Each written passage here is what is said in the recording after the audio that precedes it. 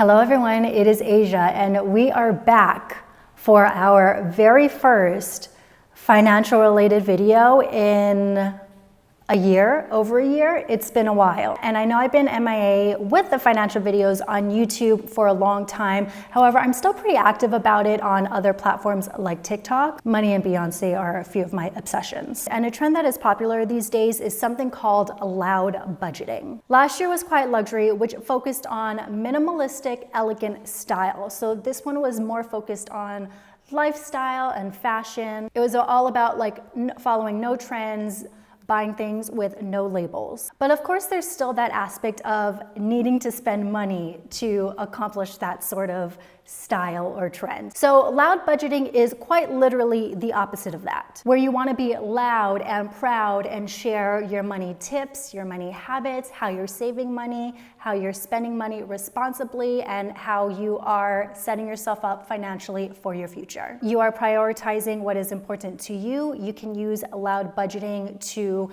set boundaries, financial boundaries with friends and family. And then it's just, of course, being really proud of your financial accomplishments and what you're sacrificing in order to reach those. We have been loud budgeting on this channel since 2019. So like any good Aquarius knows, we were ahead of the trend. Some of them you could probably assume I'm gonna say, others might be something that I'm saying for the first time on this channel. And if you want to add to this loud budgeting discussion, please let us know in the comments some of your favorite loud budgeting tips, and don't forget to like, share, and subscribe. The first tip I think is probably the easiest, at least for me, it's no.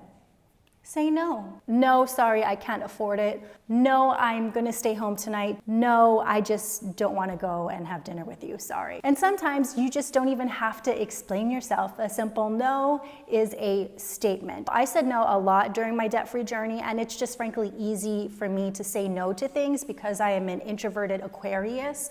So giving me an excuse to get out of something is very easy for me to find. But I have found that if your friends and family really respect you, really want to see you succeed, saying something like, no, you know what, I'm sorry, I cannot afford it this time, but if we can go someplace more affordable, I would love to join you. Or no, you know, I'm sorry, I can't go on this last minute trip. I am saving for a bigger trip later in the year. They will understand. And if you say no to something and someone starts to give you about it, maybe it's time to kick them out of your friendship group, because we don't need people like that. We are loud budgeting this year, which means we need people in our corner that support our financial goals. The next tip is something I personally love and includes one of my favorite budgeting techniques. And it is building fun into your budget instead of cutting it out completely. When I first started my debt-free journey and when I first started budgeting, y'all were incredibly mad at me when I kept things in my budget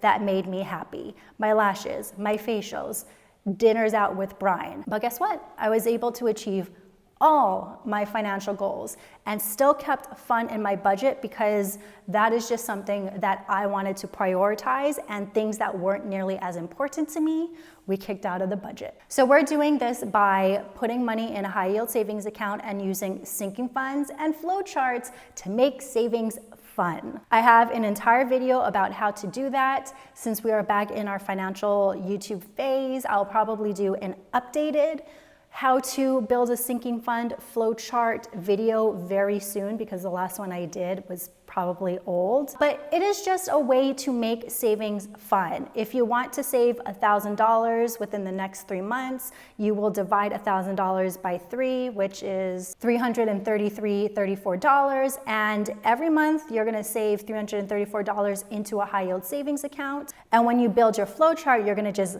highlight the box every time you accomplish that goal. Make savings fun. Make achieving your financial goals fun. The next loud budgeting tip, which you all know I am very proud to share, is to budget, budget, budget. You cannot be financially successful if you do not know where your money is going. Budgeting is probably like the very first step that you need to do when you are trying to achieve your financial goals, because you need to know how much money is coming in every month, and you need to know how much you are spending every month and what your expenses are. It is really easy to lose track of your money when you are not keeping track of it. Once you build yourself a budget, it just makes things other financial goals, saving, investing, paying off debt, it just makes things way more easier because you know how much you have left over after your monthly expenses to allocate to those goals. We have done many videos about how to build a budget. I'll put a few videos that would be helpful for you in your loud budgeting journey up in the cards, but since it has been a while, I will be doing a how to budget for beginners video very soon. The next loud budgeting tip that I like is we're renting versus buying. And I'm not necessarily talking about real estate, I'm talking about clothes. I just think that why spend money on something that you will only probably wear once, and it's just easier, more affordable, more fun to go the renting option. Even with Rent the Runway, I rented a few items that I wore on a trip for my 37th birthday this past year. So it doesn't necessarily have to be a huge event, though I feel like those are kind of like the really special times that you want to look new and fresh and maybe wear something that you don't already have in your closet. So if you want to do that, I would suggest renting. But if you do want to buy items, the next way we're allowed budgeting is we're focusing on quality of the item versus quantity. When you buy quality items, they will probably be more expensive than a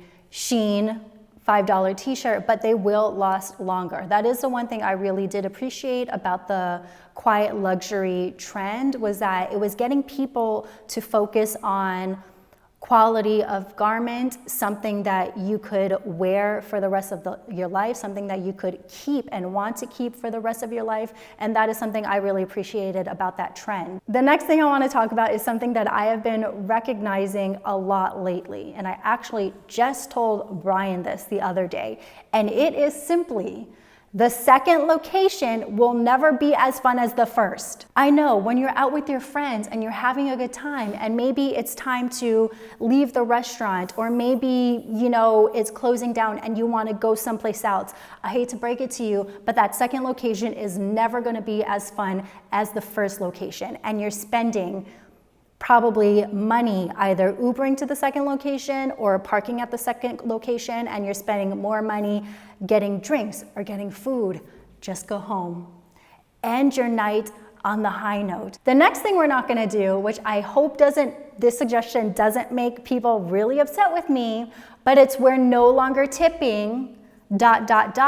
people, situations, companies where a service is not actually provided. I'm sorry, Menchies, but I literally just spilt my own yogurt bowl. I'm not gonna tip you $2. I feel like the tipping culture in the US has gotten completely out of hand. I mean, it is hard, I think, morally for me when companies don't pay their workers a livable wage, and therefore it is now our responsibility to help those workers. So I totally understand if this makes you really uncomfortable, but I've started doing that and I still feel slightly guilty, and I always run out of the place where I don't tip because I feel really bad and sad, but it's happening. Similarly, Walgreens, sorry, no. I am not gonna donate $20 to the children's hospital on your behalf. The thing is that I can donate wherever I want to donate with my own money on my own time, but when companies like Walgreens or CVS, or I think Ralph's does it, other companies, major companies like that do that, they are using you as a tax break. Don't fall for it. The next loud budgeting tip I want to share is potlucks. We did this just the other day, kind of, for Lunar New Year. As we were hosting, I did the main course, which was steamed fish, and I asked other people to bring other dishes that they wanted to eat for Chinese Lunar New Year. And it was really fun, and it takes the pressure off of you as a host or as a guest even to figure out what you want to bring. It divides out the financial burden of hosting a party amongst everyone, and cooking in or bringing food in is always going to be a more affordable option than going out to a restaurant. My friend Amanda and I have been talking about how we want to do like theme potluck nights, where like one theme would be bring a dish that's very reminiscent of your childhood. Bring a food that starts with the first letter of your name. You still have that social aspect, but everyone that is participating is in general just saving more money. Okay, speaking of saving more money, one of my favorite things to do when I want to spend money is the 48-hour rule. Put something in your shopping cart online and wait 48 hours.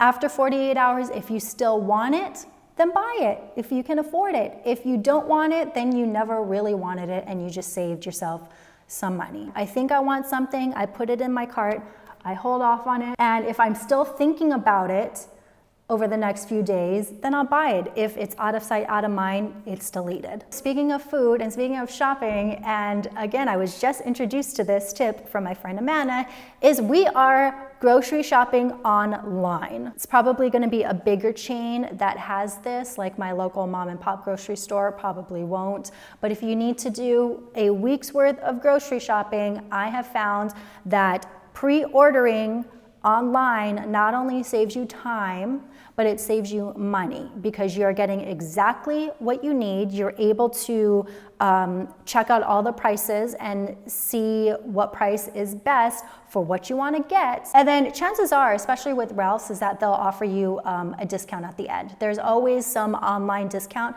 that will help you save even more money. We are in our last 3 loud budgeting tips. I know that this is a long video, but hopefully it's enjoyable. Unfollow. Unfollow people and accounts that make you feel pressured into buying the latest, the greatest. Maybe it's time to go through who you are following online and simply hit unfollow. I have unfollowed a ton of people recently because they just don't align with the values I set for myself, and now my feed is incredibly clean and it makes me very happy. So that's one thing that you can do right now. After I finish this video, go through your social accounts and start unfollowing accounts that no longer suit your needs. The next way we're gonna loud budget is to build money routines into your weekly routine. This kind of goes with something that I said in the first couple tips, and it's just a way to make talking about money, looking at your bank accounts, less intimidating. And by building it into a weekly routine, then it kind of forces you to have a day, to have a time in which you do kind of the harder things that you may not feel comfortable doing. I would always set Sundays. I've done a couple TikTok lives when I was going through my weekly budget and going through my expenses. I just like a Sunday. Sunday is kind of like my errands day. I go to the compost, I'll go to the zero waste store, sometimes I'll go to the grocery store or get the dog food, and then I'll come home and I'll go through my weekly expenses and write everything in my budget planner. It is part of my Sunday routine. So I feel like if you build money routines into your weekly routine, it becomes a habit. It doesn't stay a chore, and it's something that you will just automatically do on the day that you set for yourself. And also similarly, build yourself a paycheck routine. I've done a paycheck routine video in the past, and it's something I do every time I receive a paycheck. I have 30% goes to taxes, then I have 10% goes into our joint account, and then after that I divide what is remaining between my financial goals and my personal checking account. That's it. That is my paycheck routine. Every paycheck is the same. Every Sunday is the same. And if you can build those type of financial habits into your routine, your financial future is going to look beautiful. And finally, the last tip to loud budgeting is finding financial tools that work for you. There are spreadsheets, there are apps, there are people like me who love a simple pen and paper, which is why I built the best budgeting planner out on the market. But that doesn't necessarily work for everyone. Find what works for you. It might take a couple apps or planners or spreadsheets in order to figure out what works for you. So don't feel frustrated if you haven't found that thing yet that just clicks. But you will. There's a lot of options out there, and maybe some of you can let us know in the comment section what kind of financial tools you like and why. I hope that these tips and tricks to how to loud budget, or how I loud budget in my life, will inspire you. Again, let us know any loud budgeting tips that you like in the comment section, and thank you so much for watching this video. It feels actually really good to be back. I'm Asia, thank you so much for watching, and I will see you next time. Bye.